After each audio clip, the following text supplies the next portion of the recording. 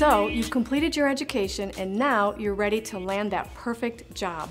But how do you get past the interview? I'm Robin Kanata, Director of the Career Services Department here at Bryant and Stratton College. And today I'll be talking with Angelo Gonzalez, who brings with him 20 years of hiring experience to help guide you through the process and help you ace that interview. So give our students some perspective. Currently at Time Warner Cable, how many hires do you participate on an annual basis? Approximately 60 a year. Wow, so that's some heavy-duty hiring. So let's talk a little bit about first impressions with an interview, and let's start with body language. What are some things a candidate should do as it relates to body language? You want to make sure you start off with a firm handshake. You want to have eye contact. You want to have a good posture, sit in the chair properly, centered, and be casual, but not too casual. Okay. What are some things a candidate shouldn't do as it relates to body language? Definitely the reverse of that as far as posture. You want to make sure that you don't slouch in your chair. Right. You don't seem too casual, distracted. Maybe you have your cell phone and you start looking at your cell phone in the middle of an interview. I've seen that. Have you really? Yes. Okay. As an interviewer, how important are those body language cues to you? It's important because you're developing a first impression of somebody. So you want to make sure that you know that as the candidate, right, and you want to come across in the best way you can. Okay. I had read a statistic somewhere that an employer will sometimes make a determination within the first 90 seconds how they really feel. Would you say that's true?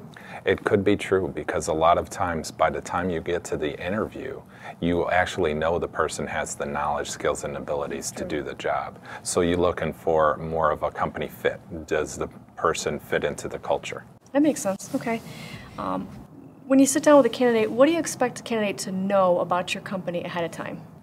I definitely would suggest that candidates understand by going to the company website profitability. Have they been profitable the past several years?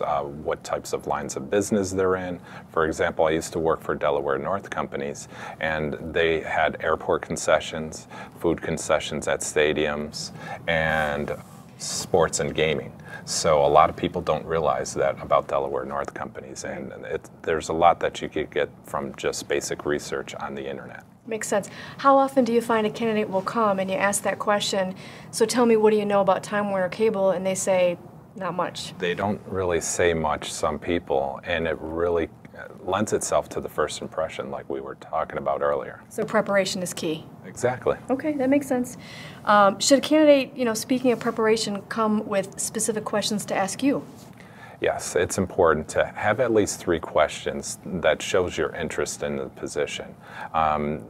Questions like company profile, company initiatives, in their specific department that you're interviewing for. Are there things that they're doing differently in this year that they didn't do in the past? Things like that are important, and ask about that. It shows your interest in the company.